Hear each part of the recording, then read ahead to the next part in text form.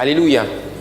Mais c'est quoi cette histoire qui consiste à dire que dans le royaume de Dieu, tout sauf l'argent? Jésus-Christ prend le pain et le poisson, il associe ça devant eux.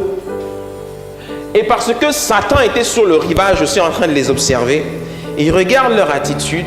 Eux représentent l'église, la grande église, la future église, et voit, parce que Satan c'est un ange, donc il arrive à voir et à comprendre les choses mieux que nous. Il voit que les disciples n'ont rien compris au geste prophétique que Jésus-Christ vient de poser. Et il dit, je vais saisir ça pour créer une doctrine dans l'église, pour égarer l'église. Ils n'avaient rien compris, les disciples.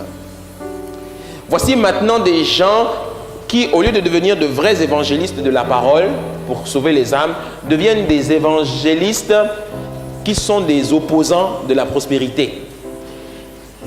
Et qui disent que la prospérité c'est un mensonge, la prospérité c'est pas de Dieu, prêcher l'évangile, parler de prospérité ce n'est pas bon, etc., etc. Tous les pasteurs qui font ça sont des suppôts de Satan et les chrétiens qui s'intéressent à l'argent sont perdus, etc., etc.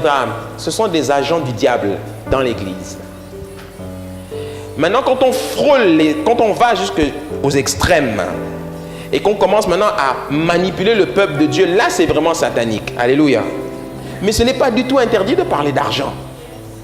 L'argent est un principe qui fait aussi partie de la vie du royaume.